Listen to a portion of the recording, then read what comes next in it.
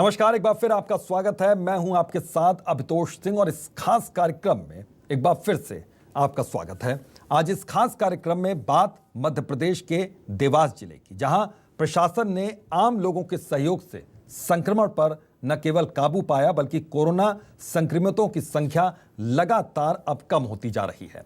तो देवास के कलेक्टर चंद्रमौली शुक्ला हमारे साथ जुड़ गए हैं और वो खुद बताएंगे कि कैसे जिले ने कोरोना के खिलाफ इस जंग को लड़ा और कैसे उन्हें जीत हासिल हुई है।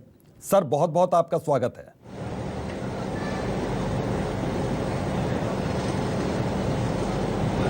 Thank you so much. और सबसे पहले आपसे यही समझना चाहेंगे कि किस मॉडल को आपने अपनाया और किस तरीके से काम किया कि आज मुश्किलें कम हुई हैं और कोरोना के संकट से उबर रहा है धीरे धीरे। सबसे पहले देवास जिले के लिए मैं बता देना चाहूंगा कि आज की तारीख में यहाँ पर आज जैसे केवल 2 केसेस हैं। पॉजिटिविटी भी जो आज की पॉजिटिविटी लगभग 0.16% है। पर मैं ये नहीं कहूँगा देवास का कोई अलग से मॉडल है। मध्य प्रदेश का जो मॉडल है वो अपने आप में थोड़ा सा यूनिक था। अगर आपने पहले अन्य जिलों के संबंध में नोटिस किया होगा तो मध्य प्रदेश में ग्राम पंचायत स्तर पर, यहाँ तक कि ग्राम स्तर पर क्राइसिस मैनेजमेंट ग्रुप्स, ग्राम पंचायत स्तर पर, यहाँ तक कि ग्राम स्तर पर क्राइसिस मैनेजमेंट ग्रुप्स बनाए गए थे। पब्लिक पार्टिसिपेशन, चाहे वो केसेस का अर्ली आइडेंटिफिकेशन ताकि फिर उनको ट्रीटमेंट में हेल्प करना हो, वो बहुत ही ज्यादा हेल्पफुल थे। दूसरा, सरकार ने सारे कलेक्टर्स को ये फ्रीडम दी थी कि आप रिसोर्स मैनेजमेंट जो कोविड के ट्रीटमेंट के लिए उसको मैनेज करने के लिए है, उसमें किसी तरह की कमी नहीं आनी पाएगी। तो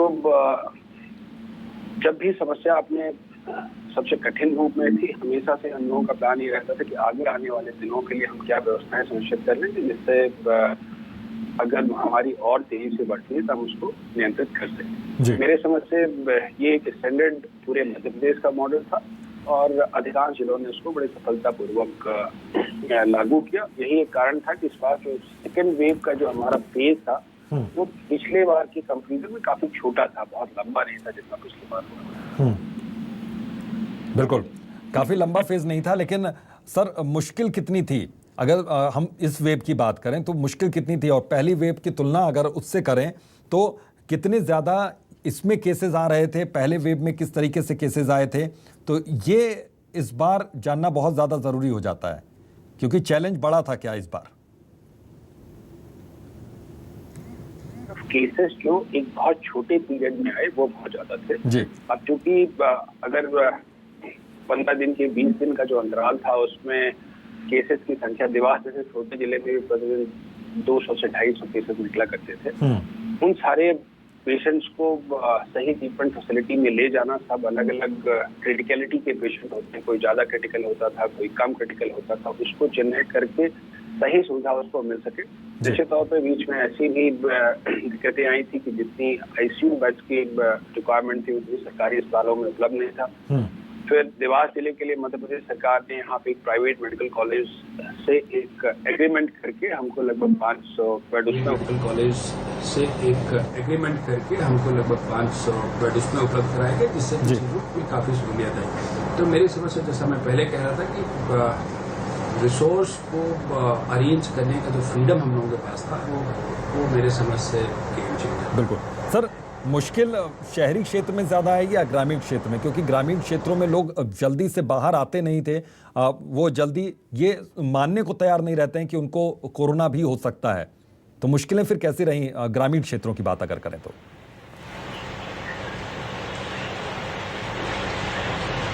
अगर आपने नोटिस किया होगा, इनिशियल जो वेव था वो शहरी क्षेत्रों में था।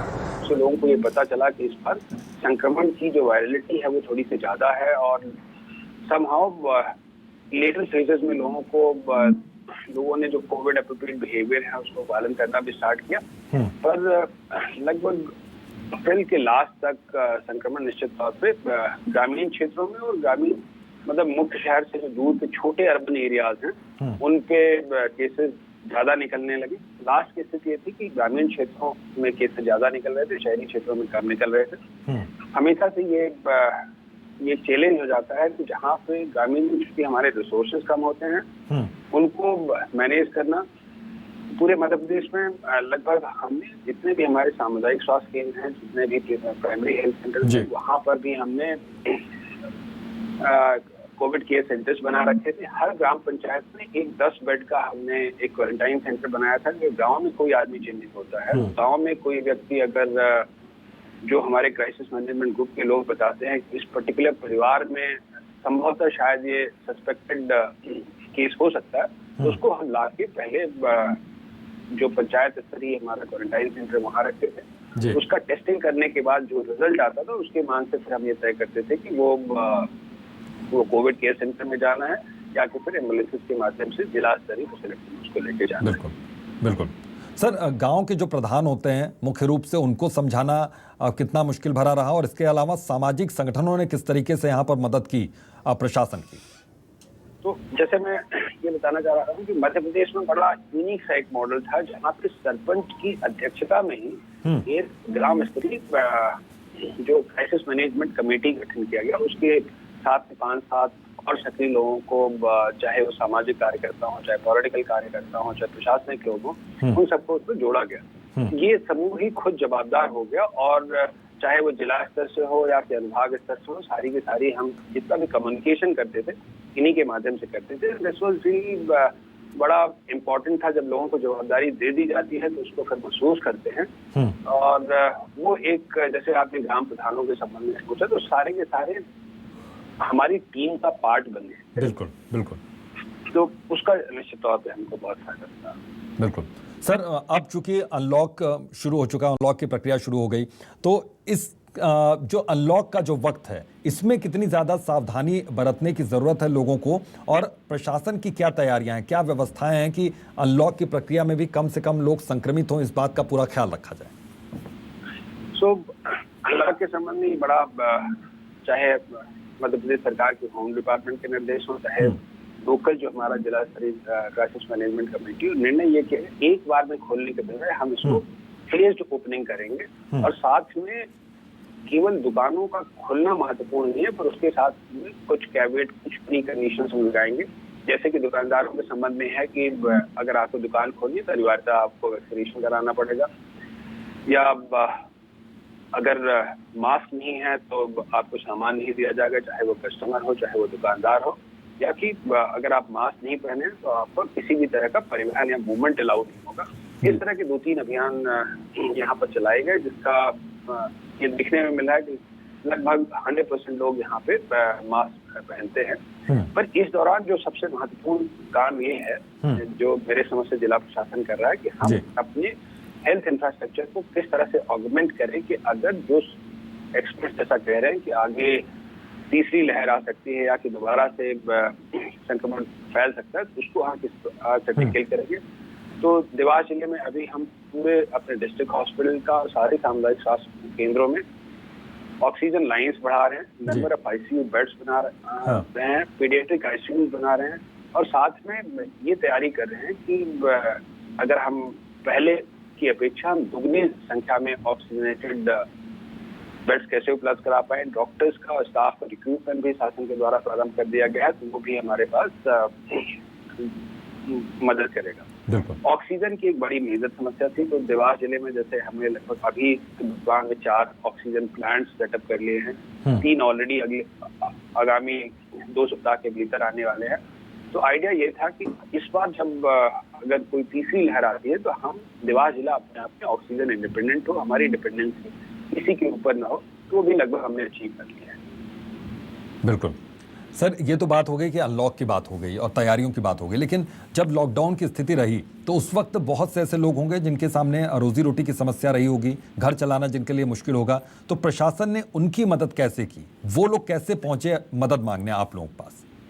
तो 2 तरह की चीजें थी। जैसे आपने आपके संज्ञान में होगा कि मध्य प्रदेश सरकार ने 3 महीने का मुफ्त राशन वितरण किया, तो हम लोगों ने पूरा अभियान चला करके सुनिश्चित किया कि अप्रैल माह में ही जून तक का राशन जो है उनको उपलब्ध हो जाए। साथ में इस तरह के लोग, नई कैटेगरी जोड़ी गई कि जो लोग पात्र नहीं है पर इस कारण से अभी वर्तमान में चूंकि वो अपना छोटा मोटा व्यापार नहीं कर पा रहे हैं, तो अस्थायी पात्रता पर्चियां हम लोगों ने जनरेट की और लगभग 8,000 से अधिक लोगों को ऐसी पात्रता पर्ची बनाई गई, तो उनको भी राशन उपलब्ध कराया गया। ये तो प्रशासन सरकारी व्यवस्था हो गई। इसके अलावा बहुत सारे सामाजिक संगठनों को हमने मोबिलाइज किया, जो कि चाहे हॉस्पिटल परिसर हो या छोटी छोटी झुग्गियां हो, जहाँ पे लोग अपनी सेवा जो लोग करते हैं उनको भी हमने आगे बढ़ाया, उनको प्रमोट किया। और बहुत सारी संगठन थे जिन्होंने खाने का या अन्य तरह से लोगों की मदद की। बिल्कुल सर, तीसरी लहर के लिए आपने कहा कि तैयारी हो रही है, लेकिन एक और चैलेंज है ब्लैक फंगस का। उसको लेकर किस तरीके से वहाँ पर काम किया जा रहा है? क्या उसके लिए कोई स्पेशल वार्ड या तैयार किए गए या डॉक्टर्स की कोई टीम उसके लिए तैयार की गई?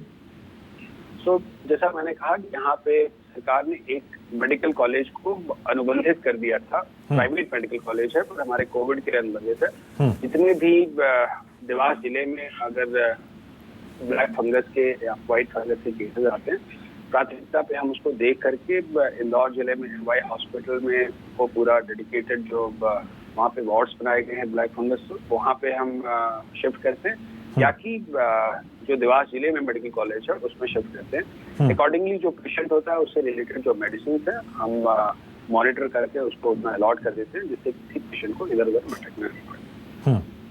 बिल्कुल सर, दूसरे राज्यों से जो लोग वापस लौट रहे होंगे ग्रामीण क्षेत्रों में, उनका किस तरीके से टेस्टिंग की गई, किस तरीके से जांच किया गया? क्या आवाजाही पर पूरी तरीके से रोक लगाई गई, रोकथाम की गई इसकी, या फिर वहां पर उनको किसी तरीके से टेस्ट किया गया, फिर उसके बाद कोरोना नेगेटिव रिपोर्ट आने के बाद ही उनको एंट्री दी गई गांव में? वहां पर कैसे रोका गया?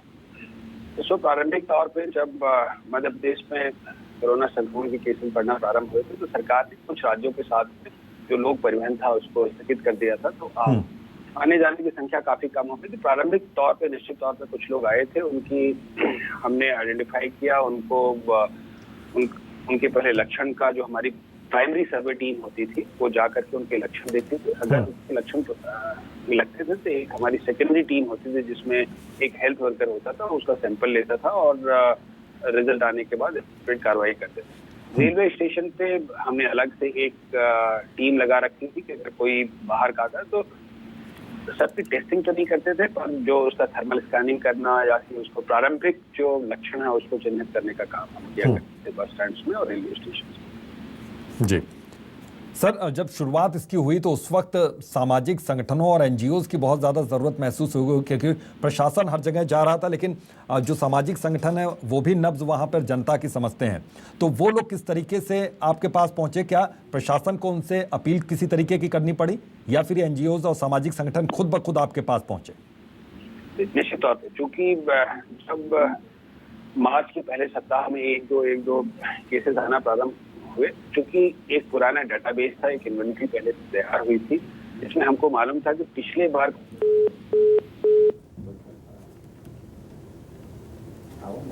तो बता दें कि कोरोना पर काफी हद तक काबू पाया जा चुका है। 250 बेड का अतिरिक्त कोविड सेंटर भी वहां पर तैयार किया गया है देवास में। तो कोरोना के अब तक 7,715 लोग वहां पर संक्रमित हुए, और इसके अलावा बता दें कि अब तक 7,622 लोग स्वस्थ भी हो चुके हैं, ठीक भी हो चुके हैं। तो केसेस बहुत ज़्यादा कम हो गए। 24 घंटे में 2 नए मामले सामने आए। एक जो पेशेंट है उसकी मौत ज़रूर हो गई, लेकिन वहाँ पर किस तरीके से व्यवस्था की गई कि धीरे धीरे वहाँ पर अब कोरोना संक्रमितों की संख्या काफ़ी हद तक कम हो गई है।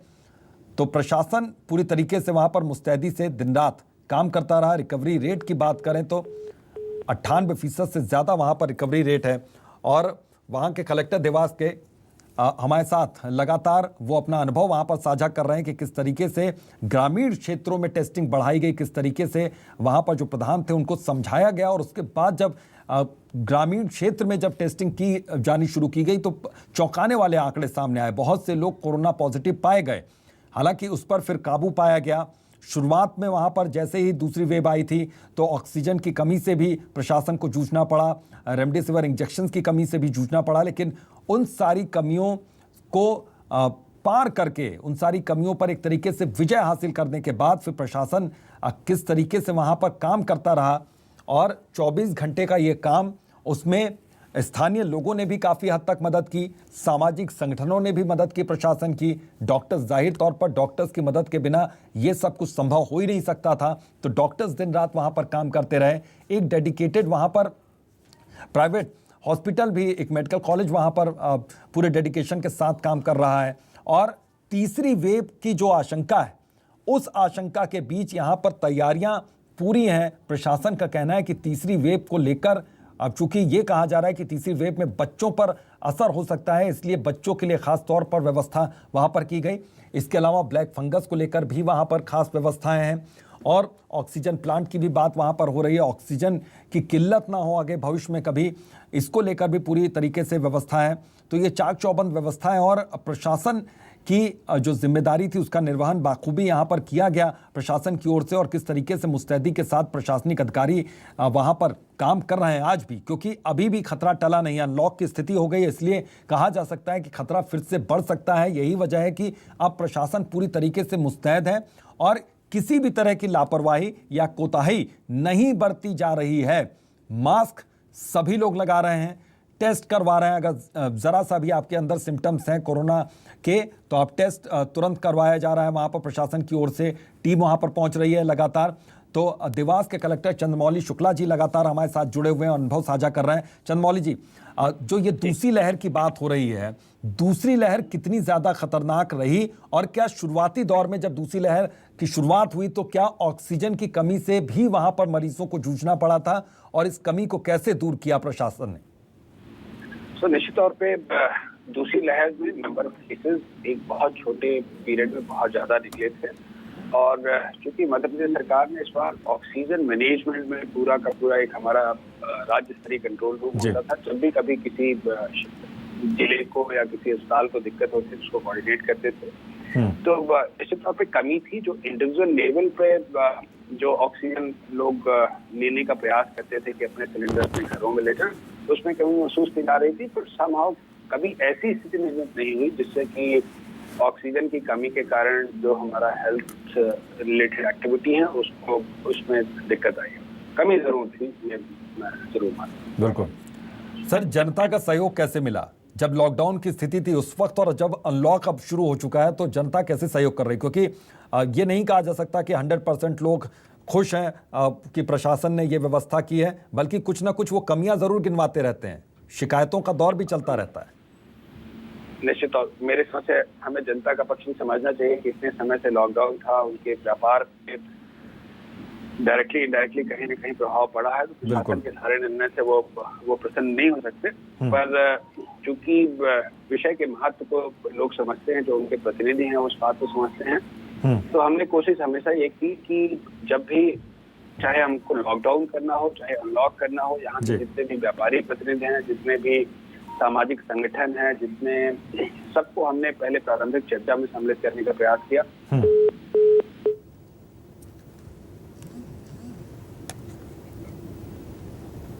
तो कोरोना को मात देने के लिए किस तरीके से वहां पर प्रशासन ने दिन रात एक कर काम किया, और अब भी यही कहा जा रहा है प्रशासन की ओर से कि अब भी वो नियम बरते जाएंगे, अभी भी वो सख्ती बरती जाएगी जो अभी तक बरतते आए हैं। क्योंकि तीसरी वेव की जो आशंका है, जो तीसरी लहर की आशंका है, उस बीच में आप कहीं भी लापरवाही नहीं कर सकते, किसी भी तरह की कोताही नहीं बरत सकते हैं। अब जनता इस बात को समझने लगी है, लोग इस बात को समझने लगे हैं कि ये कोरोना कितना खतरनाक है, ये वायरस कितना खतरनाक है, क्योंकि बहुत से लोगों ने अपनों को खोया है। यही वजह है कि जब प्रशासन किसी भी तरह की कोई अपील कर रहा है जनता से, तो जनता इस बात को समझ रही है, मान रही है वो बात को। क्योंकि जिस तरीके से दावा किया जा रहा है कि 100% लोग जो भी बाहर निकल रहे हैं मास्क जरूर लगा रहे हैं, सिर्फ मास्क ही नहीं, डबल मास्क। इसके अलावा जो कोरोना प्रोटोकॉल है, कोविड प्रोटोकॉल है, उसका भी भरपूर तरीके से पालन किया जा रहा है, उसको भी फॉलो कर रही है जनता। और सिर्फ शहरी क्षेत्र की बात नहीं है, बल्कि ग्रामीण क्षेत्रों में भी अब कोरोना नियमों का पालन सख्ती के साथ किया जा रहा है। प्रशासन को शुरुआत में ज़रूर थोड़ी सी मुश्किल आई थी लोगों को समझाने बुझाने में, लेकिन अब लोग समझने लगे हैं इस बात को कि कितना गंभीर ये बीमारी है, कितनी ये वायरस कितना खतरनाक है, कितना जानलेवा है। यही वजह है कि तीसरी वेव की जो आशंका है, तीसरी लहर की जो आशंका है, उस बीच में जब इस तरीके की जो तैयारियां हैं प्रशासन की, वो काबिले तारीफ है। यही वजह है कि वहाँ पर दिन रात जुटकर प्रशासनिक कर्मचारी अधिकारी काम कर रहे हैं। डॉक्टर्स वहां पर जो हैं, जो स्वास्थ्य कर्मी हैं, वो दिन रात काम कर रहे हैं।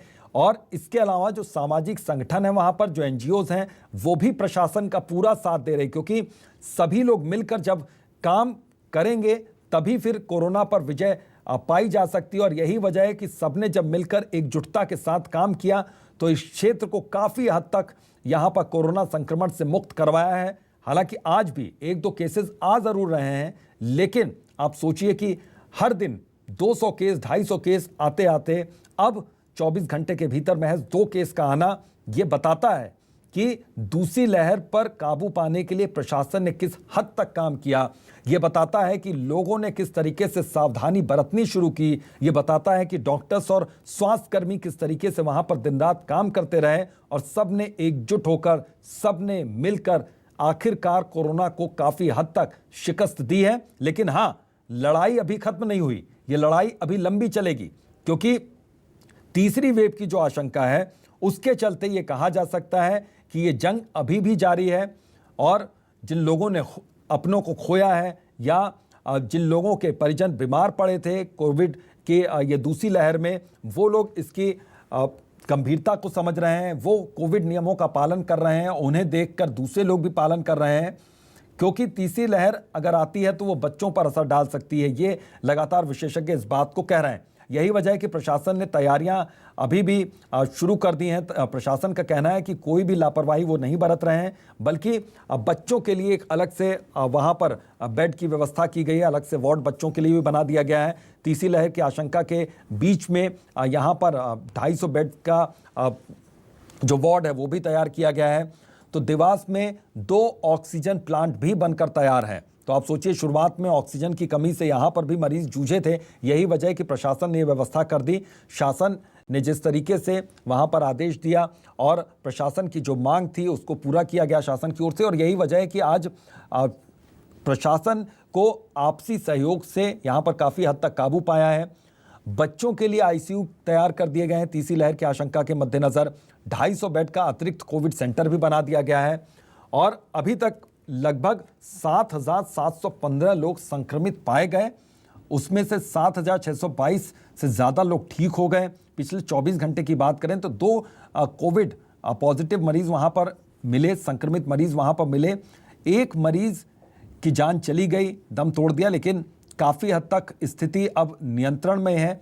हालांकि तीसरी लहर की आशंका है, इसलिए आप जल्दबाजी नहीं कर सकते हैं किसी नतीजे पर पहुंचने में। यही वजह है कि प्रशासन ने कहा है कि आज भी हम पूरी सख्ती के साथ काम कर रहे हैं, आज भी हम पूरी सावधानी के साथ काम कर रहे हैं। लापरवाही किसी को नहीं बरतने दी जा रही है। वहाँ पर जो लोग हैं, चाहे ग्रामीण क्षेत्र के लोग हों, चाहे शहरी इलाके के लोग हों, किसी भी तरीके की अगर लापरवाही कोई बरतता है तो फिर पहले प्यार से, फिर सख्ती से उनसे निपटा जाएगा। तो सख्ती भी प्रशासन की ओर से यहाँ पर समय समय पर दिखानी ज़रूरी है और किस तरीके से समझाइश भी हो रही है प्रशासन की ओर से, ये भी लगातार बताया जा रहा है। तो कोरोना पर कैसे काबू पाया गया, ये खुद देवास के कलेक्टर चंद्रमौली शुक्ला जी ने आज बताया। और आज भी उनकी तैयारी चल रही है, क्योंकि तीसरी लहर की आशंका है, तो मिलकर इस लड़ाई को लड़ना है और इस लड़ाई को जीतना भी है। बहरहाल आज के लिए इतना ही, दीजिए इजाजत, नमस्कार।